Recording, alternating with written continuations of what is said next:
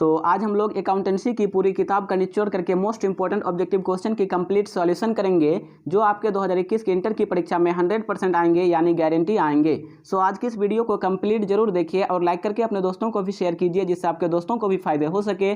और यदि आप चैनल में नए हैं तो प्लीज़ चैनल को सब्सक्राइब करके बेल आइकन को जरूर प्रेस कीजिए जिससे हमारे हर नए वीडियो का नोटिफिकेशन आपको सबसे पहले मिले और आप उन वीडियोज़ को सबसे पहले देख पाएँ। तो चलिए आज की इस वीडियो को स्टार्ट करते हैं। और ये हम लोगों का सेट 3 है। कितना है?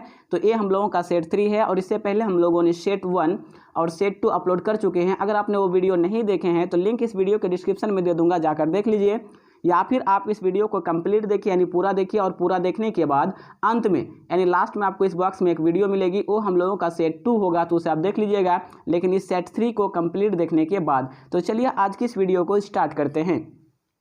और यहाँ पे आप लोग देख सकते हैं YouTube channel name inter free class लेखा शास्त्र यानी accountancy model paper 2021 full solution video for board exam, यानी आप लोगों का जो 2021 का एग्जाम होने वाला है उसके लिए ये वीडियो कंप्लीट सॉल्यूशन है और अकाउंटेंसी की न्यू पैटर्न पर आधारित है। किस पर आधारित है? तो अकाउंटेंसी की न्यू पैटर्न पर आधारित है। और आप लोगों को जो है 50 में 50 मार्क्स गारंटी मिलेंगे यदि आप टोटल 5 सेट को देख लेते हैं। यानी यदि अगर आप जो है इस 5 सेट को कंप्लीट देख लेते हैं तो आप लोगों को 50 में 50 नंबर जो आप लोगों का ऑब्जेक्टिव होगा वो गारंटी मिलेगा, 100% गारंटी।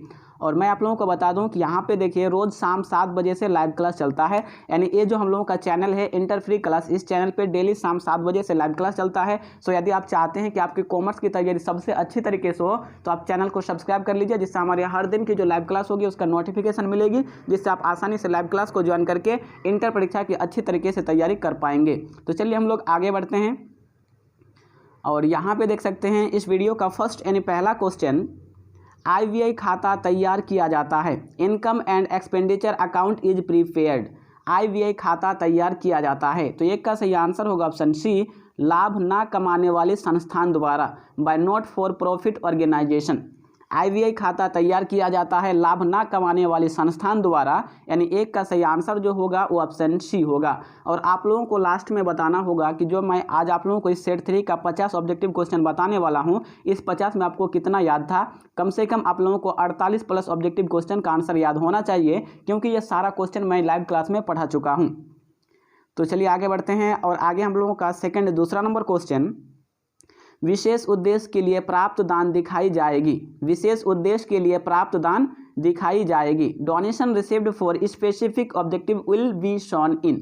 तो 2 का सही आंसर होगा ऑप्शन बी, चिट्ठे के दायित्व पक्ष में on liabilities side of BS any balance sheet.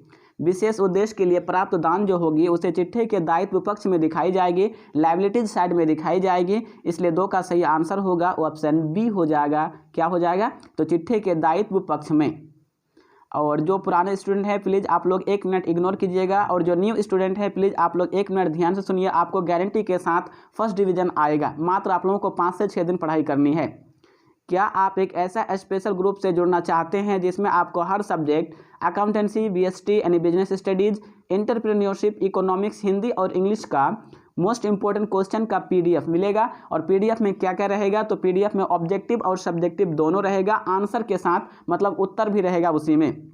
और आपकी तैयारी जो होगी वो बेहतर होगी, जिससे आप आसानी से 60% प्लस यानी 300 प्लस मार्क्स लाके फर्स्ट डिवीज़न आप आसानी से कर सकते हैं।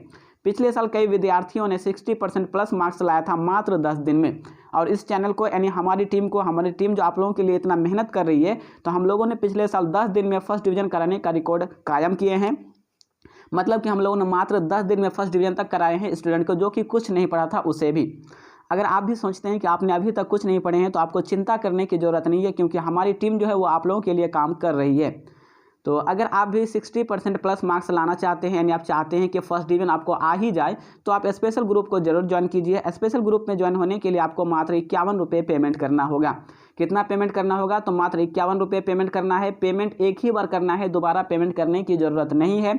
और आपको सभी सब्जेक्ट का जो मोस्ट इंपॉर्टेंट क्वेश्चन है उसका PDF एग्जाम तक मिल जाएगा, यानी मिलता रहेगा। पहले तो आप लोगों को पूरा मिल जाएगा, उसके बाद आप लोगों का डेली रिवीजन होगा। आपका कोई भी प्रॉब्लम होगा तो उसे सॉल्व किया जाएगा, जिससे आप आसानी से 60% प्लस मार्क्स ला सकते हैं। यदि आपने अभी तक ज्वाइन नहीं किए हैं और न्यू स्टूडेंट हैं तो इस नंबर पे इसको मैं जूम कर देता हूं ताकि आप लोगों को पूरा दिखाई दे। तो देखिए यहाँ पे मेरा व्हाट्सएप नंबर है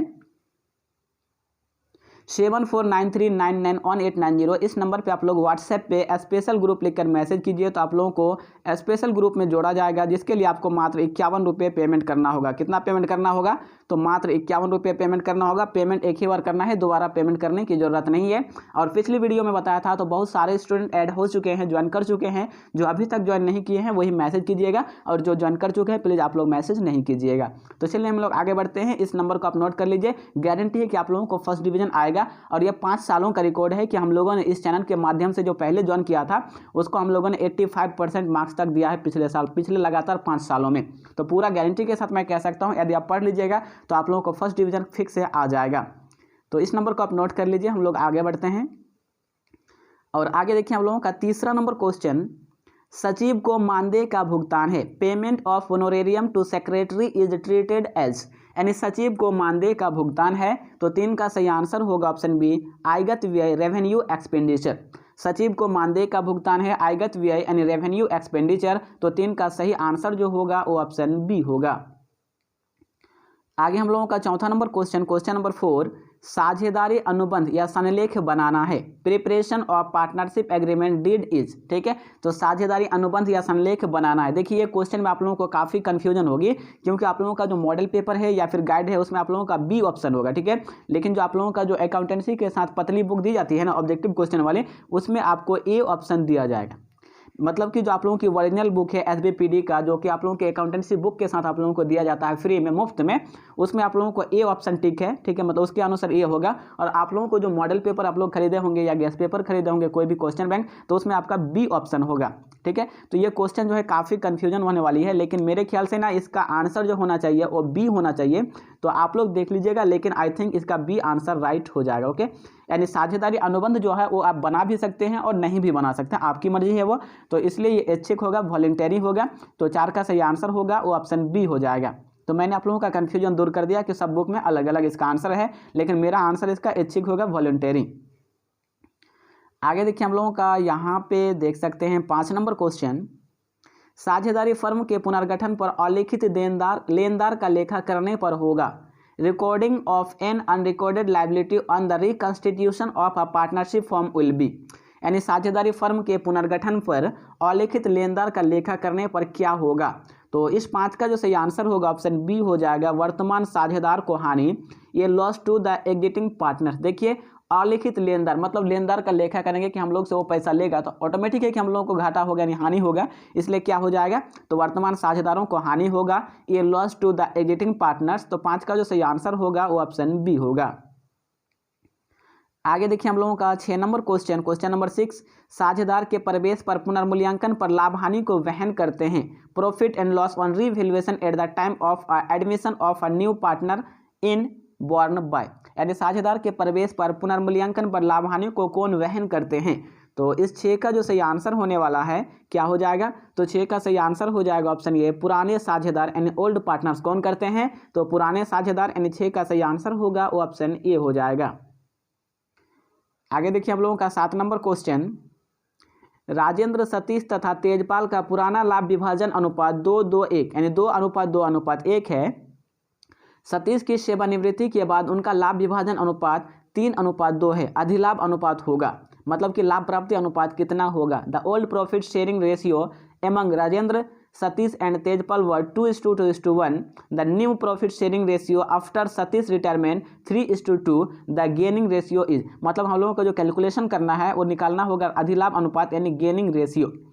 तो इस जो 7 नंबर क्वेश्चन है, क्वेश्चन नंबर 7, इसका सही आंसर क्या होने वाला है, तो सही आंसर हो जाएगा ऑप्शन सी 1:1। कितना हो जाएगा, तो ऑप्शन सी 1:1। आगे देखिए हम लोगों का 8 नंबर क्वेश्चन, क्वेश्चन नंबर 8, एक साझेदार की मृत्यु होने पर संयुक्त जीवन पॉलिसी की राशि को किसके पूंजी खाते में जमा किया जाता है। On the death of a partner the amount of joint life policy is credited to the capital accounts of, यानी एक साझेदार की मृत्यु होने पर संयुक्त जीवन पॉलिसी की जो राशि है उसको किसके पूंजी खाते में जमा करेंगे। तो 8 का सही आंसर होगा ऑप्शन बी, मृत साझेदार सहित सभी साझेदारों के, all partners including the deceased partner, यानी मृत साझेदार सहित सभी साझेदारों के। तो 8 का सही आंसर होगा वो ऑप्शन बी होगा। और आगे देखिए हम लोगों का 9 नंबर क्वेश्चन, क्वेश्चन नंबर 9, साझेदार के प्रवेश पर पुराने स्थिति विवरण में दर्शाए गए संचय हस्तांतरित करेंगे।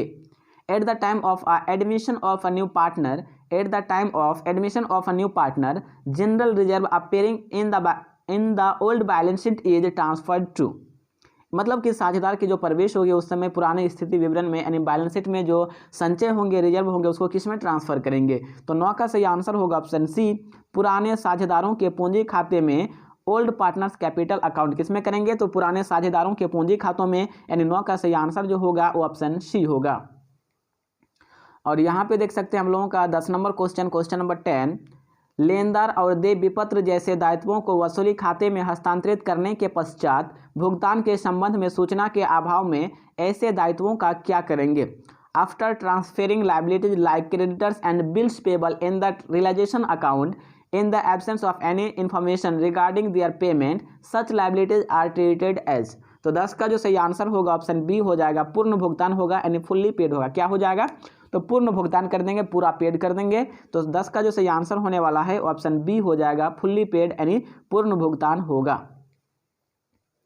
और यहाँ पे देखिए हम लोगों का 11 नंबर क्वेश्चन, क्वेश्चन नंबर 11, वसीयत को मानना चाहिए, लीगेसीज शुड बी ट्रीटेड एज, यानी वसीयत को क्या मानना चाहिए। तो 11 का सही आंसर होगा ऑप्शन सी हो जाएगा, पूंजीगत प्राप्ति यानी कैपिटल रिसिप्ट। वसीयत को मानना चाहिए पूंजीगत प्राप्ति यानी कैपिटल रिसिप्ट। तो 11 का सही आंसर होगा ऑप्शन सी। आगे देखिए हम लोगों का 12 नंबर क्वेश्चन, सामान्य उद्देश्य के लिए प्राप्त दान दिखाई जाएगी। सामान्य उद्देश्य के लिए जो प्राप्त दान है वो किस में दिखाई जाएगी। Donation received for general purpose will be. तो 12 का सही आंसर होगा ऑप्शन ए हो जाएगा, आईवीआई खाते में इन इनकम एंड एक्सपेंडिचर अकाउंट में किस में दिखाया जाएगा। तो आईवीआई खाते में इनकम एंड एक्सपेंडिचर अकाउंट में। तो 12 का सही आंसर होगा ऑप्शन ए हो जाएगा।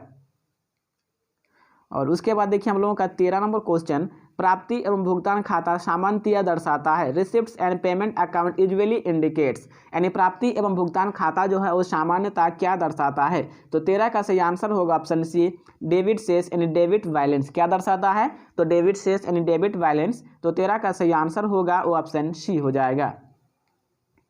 आगे हम लोगों का 14 यानी 14 नंबर क्वेश्चन, साझेदारी संलेख की अनुपस्थिति में साझेदार को in the absence of partnership deed partner shall, यानी साझेदारी संलेख की अनुपस्थिति में साझेदार को क्या नहीं दिया जाएगा। तो मैं बता देता हूं, तो 14 का सही आंसर क्या होगा ऑप्शन बी, वेतन नहीं दिया जाएगा, नॉट बी पेड सैलरीज। याद रखिएगा कि साझेदारी संलेख की अनुपस्थिति में वेतन नहीं दिया जाएगा। किसको वेतन नहीं देंगे, तो साझेदार को, पार्टनर्स को।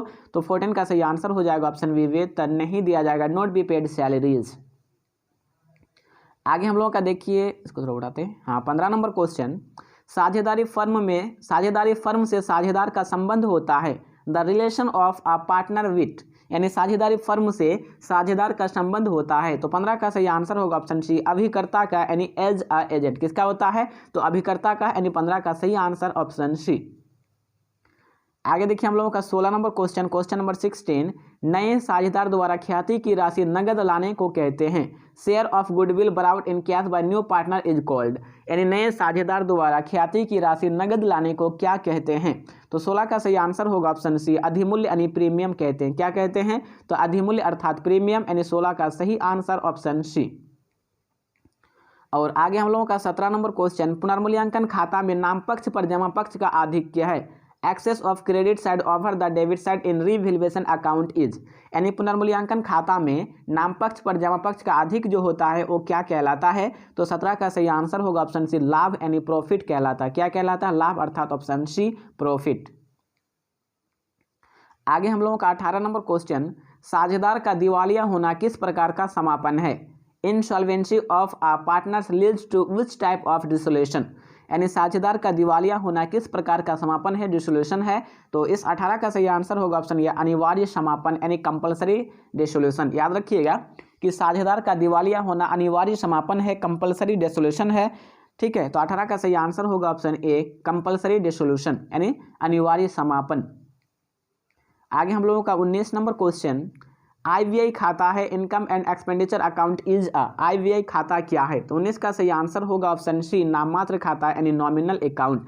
आईवीआई खाता है नाममात्र खाता यानी नॉमिनल अकाउंट। तो 19 का सही आंसर ऑप्शन सी। आगे हम लोगों का देखिए 20 यानी 20 नंबर क्वेश्चन, ए और बी 2:3 के अनुपात में लाभ बांटते हैं। भविष्य में उन्होंने समान अनुपात में लाभ बांटना तय किया है। कौन साझेदार किस अनुपात में त्याग करेगा? A and B share profits in the ratio of 2:3 in future. They decide to share profits in equal ratio, which partner will sacrifice in which ratio. तो 20 का जो सही आंसर होगा वो ऑप्शन क्या हो जाएगा? तो ऑप्शन सी हो जाएगा, बी द्वारा त्याग 1/10, बी सेक्रीफाइस 1/10 क्या हो जाएगा? तो सही आंसर ऑप्शन सी होगा, बी द्वारा त्याग 1/10 भाग। और आगे देखिए हम लोगों का यहाँ पे 21 नंबर क्वेश्चन, भारतीय साझेदारी अधिनियम किस वर्ष पारित किया गया? In which year the partnership act was passed. यानी भारतीय साझेदारी अधिनियम जो है वो किस वर्ष पारित किया गया था? तो 21 का जो सही आंसर होगा ऑप्शन ए 1932 यानी 1932 ईस्वी में। तो 21 का सही आंसर होगा वो ऑप्शन ए हो जाएगा। आगे देखिए हम लोगों का 22 नंबर क्वेश्चन, पुराने साझेदारों का त्याग है। The sacrifice of old ratio is. पुराने साझेदारों का त्याग है। तो 22 का सही आंसर होगा ऑप्शन बी, पुराना हिस्सा माइनस नया हिस्सा, old share minus new share. यानी 22 का सही आंसर होगा वो ऑप्शन बी होगा। चलिए आगे बढ़ते हैं। और नेक्स्ट हम लोगों का 23 नंबर क्वेश्चन, क्वेश्चन नंबर 23, संयुक्त जीवन बीमा पत्र पर दिए गए प्रीमियम को व्यापारिक व्यय मानने पर इसे लिखा जाता है। If premium paid on joint life policy is treated as business expenses it appears in. यानी संयुक्त जीवन बीमा पत्र पर दिए गए प्रीमियम को व्यापारिक व्यय मानने पर इसे किस में लिखा जाएगा? तो 23 का सही आंसर होगा ऑप्शन ए, लाभ हानि खाता में। किस में? तो लाभ हानि खाता यानी P&L अकाउंट अर्थात profit and loss account. PL का क्या मतलब होता है? तो प्रॉफिट एंड लॉस अकाउंट यानी लाभ हानि खाता में। तो 23 का सही आंसर होगा ऑप्शन ए, लाभ हानि खाता में P&L अकाउंट यानी प्रॉफिट एंड लॉस अकाउंट।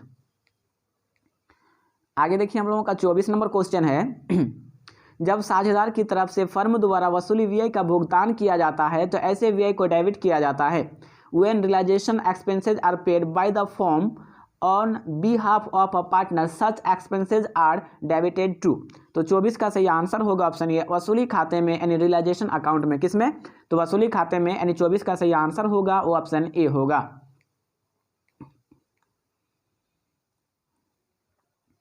और नेक्स्ट हम लोगों का 25 नंबर क्वेश्चन, एक गैर व्यापारिक संस्था के लिए चैरिटी का भुगतान होता है। For non trading organisation honorarium is. एक गैर व्यापारिक संस्था के लिए चैरिटी का भुगतान होता है। तो 25 का सही आंसर होगा ऑप्शन बी, आयगत व्यय यानी रेवेन्यू एक्सपेंडिचर। क्या होता है? तो आयगत व्यय यानी रेवेन्यू एक्सपेंडिचर। तो 25 का सही आंसर होगा वो ऑप्शन बी होगा। और आगे हम लोगों का 26 नंबर क्वेश्चन, इनमें से कौन सी क्रिया वित्तीय क्रिया के अंतर्गत आती है? Which of the following activity comes under financial activities. यानी इनमें से कौन सी क्रिया जो है वो वित्तीय क्रिया के अंतर्गत आती है? तो 26 का सही आंसर होगा ऑप्शन ए, समता अंशों के निर्गमन से प्राप्तियां, receipts from issuance of equity shares. क्या हो जाएगा? तो 26 का सही आंसर होगा ऑप्शन ए, समता अंशों के निर्गमन से प्राप्तियां। आगे हम लोगों का 27 नंबर क्वेश्चन, एक क्लब द्वारा प्राप्त आजीवन सदस्यता शुल्क को दिखाया जाता है। Life membership fees received by a club is shown in.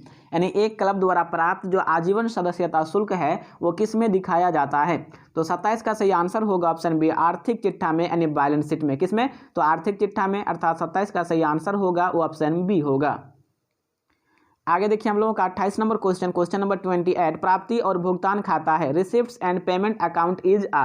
यानी प्राप्ति और भुगतान खाता है। तो 28 का सही आंसर होगा ऑप्शन बी, वास्तविक खाता यानी रियल अकाउंट। क्या है? तो वास्तविक खाता है। यानी 28 का सही आंसर होगा वो ऑप्शन बी होगा, वास्तविक खाता यानी रियल अकाउंट। आगे हम लोगों का 29 नंबर क्वेश्चन, IVI खाता बनाया जाता है। Income and expenditure account is prepared. Option A, व्यावसायिक संस्थान द्वारा by business organisation. Option B, औद्योगिक संस्थान द्वारा by industrial organisation. Option C, लाभ ना कमाने वाली संस्था द्वारा by not for profit organisation. सभी संस्थानों द्वारा बाय ऑल ऑर्गेनाइजेशन। ये क्वेश्चन मैं इसी वीडियो में बता चुका हूं पहले ही, तो इसका आंसर तो आप लोगों को याद होना ही चाहिए। सो अगर आपको इस 29 का आंसर याद है तो आप लोग कमेंट बॉक्स में जरूर कमेंट कीजिए, और आंसर ना याद है याद नहीं है फिर भी आप कमेंट कीजिए, तो मैं आप लोगों का आंसर कर दूंगा। सो आप इस 29 नंबर का जो सही आंसर होगा उसे कमेंट बॉक्स में लिखने की कोशिश जरूर करें। चलिए आगे देखते हैं। और यहाँ पे हम लोगों का देख सकते हैं क्वेश्चन नंबर 30 यानी 30, सचिव को मानदेय का भुगतान है। Payment of honorarium to secretary is treated as. तो इस 30 का जो सही आंसर होने वाला है ऑप्शन बी हो जाएगा आयगत व्यय यानी रेवेन्यू एक्सपेंडिचर। सचिव को मानदेय का भुगतान है, आयगत व्यय यानी रेवेन्यू एक्सपेंडिचर। तो 30 का सही आंसर जो होगा वो ऑप्शन बी होगा। आगे देखिए हम लोगों का 31 नंबर क्वेश्चन, बकाया चंदा है, आउटस्टैंडिंग सब्सक्रिप्शन इज ए और एन, यानी बकाया चंदा जो है वो क्या है। तो 31 का सही आंसर होगा ऑप्शन ये आय अर्थात इनकम है। याद रखिएगा कि बकाया चंदा आय अर्थात इनकम है। तो 31 का सही आंसर होगा वो ऑप्शन ए होगा। आगे हम लोगों का 33 नंबर क्वेश्चन, गैर व्यापारिक संस्थाओं में देताओं पर परिसंपत्तियों के आधिक्य को कहते हैं। The excess of assets over liabilities in non trading concern is termed as. तो 33 का सही आंसर क्या हो जाएगा। तो 33 का सही आंसर हो जाएगा ऑप्शन ए पूंजी निधि यानी कैपिटल फंड कहते हैं, यानी 33 का सही आंसर होगा वो ऑप्शन ए होगा। आगे देखिए हम लोगों का 34 नंबर क्वेश्चन है, एक गैर व्यापारिक संस्था के लिए मानदेय होता है for a non trading concern honorarium is a और एन, यानी एक गैर व्यापारिक संस्था के लिए मानदेय कितना होता है। तो 34 का सही आंसर जो होगा वो ऑप्शन सी हो जाएगा, व्यय अर्थात एक्सपेंस। क्या हो जाएगा। तो 34 का सही आंसर ऑप्शन सी होगा। आगे देखिए हम लोगों का 35 नंबर क्वेश्चन, यदि स्पष्टतया कुछ ना दिया हो तो प्रवेश शुल्क को माना जाता है। Entrance fee unless otherwise stated is treated as. तो 35 का सही आंसर जो होगा वो ऑप्शन बी हो जाएगा, आयगत आय यानी रेवेन्यू इनकम। यदि स्पष्टतया कुछ ना दिया हो तो प्रवेश शुल्क को आयगत आय यानी रेवेन्यू इनकम माना जाता है। तो 35 का जो सही आंसर होगा वो ऑप्शन बी होगा। और यहाँ देखिए हम लोगों का 36 नंबर क्वेश्चन, साझेदारी संलेख की अनुपस्थिति में साझेदार को उसके द्वारा फर्म को दी गई अग्रिम राशि पर ब्याज दिया जाएगा। In the absence of partnership deed the partner shall be allowed interest on the amount advance to the firm, यानी साझेदारी संलेख की अनुपस्थिति में साझेदार को उनके द्वारा फर्म को दी गई अग्रिम राशि पर ब्याज कितना दिया जाएगा। तो 36 का जो सही आंसर होगा वो ऑप्शन बी हो जाएगा, 6%। कितना। तो 6% दिया जाएगा, यानी 36 का सही आंसर जो होगा वो ऑप्शन बी होगा। आगे हम लोगों का 37 नंबर क्वेश्चन, कौन साझेदारी की विशेषता नहीं है। Which one is not the feature of partnership, यानी कौन साझेदारी की विशेषता नहीं है। तो 37 का जो सही आंसर होगा वो ऑप्शन क्या हो जाएगा। तो 37 का सही आंसर देख लेते हैं हम लोग, कौन साझेदारी की विशेषता नहीं है। समझौता, लाभ विभाजन, सीमित दायित्व, दो या दो से अधिक व्यक्ति, समझौता, शेयरिंग ऑफ प्रॉफिट, सीमित दायित्व। देखिए ये जो हो गया 37 का सी नंबर, यानी सीमित दायित्व नहीं होगा, लिमिटेड लायबिलिटी, यानी 37 का जो सही आंसर होने वाला है वो क्या हो जाएगा। तो 37 का सही आंसर हो जाएगा ऑप्शन सी हो जाएगा, यानी सीमित दायित्व यानी लिमिटेड लायबिलिटी। आगे हम लोगों का 38 नंबर क्वेश्चन, साझेदारी समझौते के अभाव में साझेदारों को पूंजी पर ब्याज दिया जाएगा। In the absence of partnership deed interest on capital will be given to the partners at. तो 38 का सही आंसर क्या होगा। तो 38 का सही आंसर ऑप्शन डी हो जाएगा, इनमें से कोई नहीं, नन ऑफ दिस। क्या होगा। तो 38 का सही आंसर ऑप्शन डी, इनमें से कोई नहीं, मतलब साझेदारी समझौते के अभाव में पूंजी पर ब्याज नहीं दिया जाएगा। ठीक है, यानी सही आंसर ऑप्शन डी।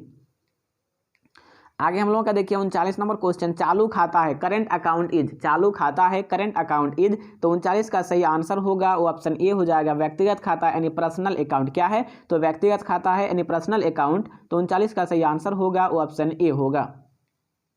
आगे हम लोगों का 40 नंबर क्वेश्चन, चल या परिवर्तनशील विधि से साझेदारों के पूंजी खाते पर ब्याज क्रेडिट किया जाता है।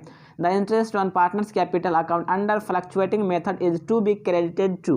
तो 40 का जो सही आंसर होगा ऑप्शन सी, साझेदारों के पूंजी खाते में पार्टनर्स कैपिटल अकाउंट में। किसमें। तो साझेदारों के पूंजी खातों में, यानी 40 का सही आंसर होगा वो ऑप्शन सी होगा।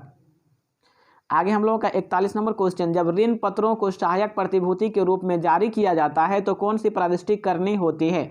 When debentures are issued as collateral security which entry has to be passed, यानी जब ऋण पत्रों को सहायक प्रतिभूति के रूप में इशू किया जाता है, जारी किया जाता है, तो कौन सी जर्नल की जाती है। तो 41 का सही आंसर जो होगा वो ऑप्शन सी हो जाएगा, ए अथवा बी। यानी देखिए ए डिवेंचर्स अकाउंट डेबिट टू क्या हो जाएगा, डिवेंचर्स, और दूसरा कोई प्रविष्टि नहीं की जाती है, no entry has to be made. तो सही आंसर जो होगा ऑप्शन सी होगा, ए और बी दोनों। और यहाँ देखिए हम लोगों का 42 नंबर क्वेश्चन, वित्तीय विवरणों के विश्लेषण में शामिल होता है। Analysis of financial statements involve, यानी वित्तीय विवरणों के विश्लेषण में क्या शामिल होता है। तो 42 का सही आंसर होगा ऑप्शन डी, उपयुक्त सभी, ऑल द एबव। क्या शामिल होता है। तो व्यापारिक खाता, ट्रेडिंग अकाउंट, लाभ हानि खाता, प्रॉफिट एंड लॉस स्टेटमेंट, लाभ हानि विवरण आर्थिक चिट्ठा, बैलेंस शीट, ये तीनों शामिल होता है किसमें, वित्तीय विवरणों के विश्लेषण में। तो 42 का सही आंसर जो होगा वो ऑप्शन डी होगा। आगे हम लोगों का 43 नंबर क्वेश्चन, निम्नलिखित में से कौन सा अलाभकारी संस्थान है? Which of the following is a non profitable organisation? निम्नलिखित में से कौन सा अलाभकारी संस्थान है? तो 43 का सही आंसर जो होगा वो ऑप्शन ए हो जाएगा, झारखंड अधिविद्य परिषद, झारखंड एकेडमिक काउंसिल, यानी सही आंसर हो गया ऑप्शन ए। आगे देखिए हम लोगों का यहाँ पे देख सकते हैं 45 नंबर क्वेश्चन, संयुक्त जीवन बीमा पत्र खाता और संयुक्त बीमा पत्र संचय खाता का शेष हमेशा होता है। The balance of joint life policy account and joint life policy reserve account is always. तो 45 का जो सही आंसर होगा वो क्या हो जाएगा? तो ऑप्शन सी हो जाएगा, कोई आवश्यक नहीं, नॉट नेसेसरी। क्या हो जाएगा? तो 45 का सही आंसर होगा ऑप्शन सी, कोई आवश्यक नहीं यानी नॉट नेसेसरी, ऑप्शन सी इसका राइट आंसर। आगे देखिए हम लोगों का 46 नंबर क्वेश्चन, संपत्तियों एवं दायित्वों को उसके पुनः मूल्यांकित मूल्य पर दिखाया जाता है। Assets and liabilities are shown at their revaluate values in. तो 46 का जो सही आंसर होगा वो ऑप्शन ए हो जाएगा, नए आर्थिक चिट्ठे में, न्यू बैलेंस शीट में। किसमें? तो नए आर्थिक चिट्ठे में, न्यू बैलेंस शीट में, यानी 46 का सही आंसर होगा वो ऑप्शन ए होगा। आगे हम लोगों का 47 नंबर क्वेश्चन, एक कंपनी का डैश होता है, एक कंपनी हैज डैश, एक कंपनी का डैश होता है। तो 47 का सही आंसर होगा ऑप्शन डी, उपरोक्त सभी, ऑल द एबव। क्या होता है? तो पृथक वैधानिक अस्तित्व, सेपरेट लीगल एंटिटी, अस्थायी जीवन, परपेचुअल एक्सिस्टेंस और सीमित दायित्व, लिमिटेड लायबिलिटी, ये तीनों होता है। तो 47 का सही आंसर होगा ऑप्शन डी, उपरोक्त सभी। आगे हम लोगों का 48 नंबर क्वेश्चन, कंपनी नियम 2004 के अनुसार कंपनी को ऋणपत्र निर्गमन की राशि के कम से कम कितने प्रतिशत के बराबर राशि ऋणपत्रों के शोधन के पूर्व ऋणपत्र शोधन संचय खाते में हस्तांतरित करनी चाहिए? तो 48 का सही आंसर होगा ऑप्शन बी, 25% यानी 25%, सही आंसर ऑप्शन बी। आगे देखिए हम लोगों का 49 नंबर क्वेश्चन, कंपनी की वार्षिक रिपोर्ट को निर्गमित किया जाता है। Annual report is issued by company to its, यानी कंपनी की वार्षिक रिपोर्ट को कब निर्गमित किया जाता है? तो 49 का सही आंसर होगा ऑप्शन सी, अंशधारकों के लिए, शेयर होल्डर्स के लिए। क्या हो जाएगा? तो 49 का सही आंसर ऑप्शन सी, अंशधारकों के लिए यानी शेयर होल्डर्स।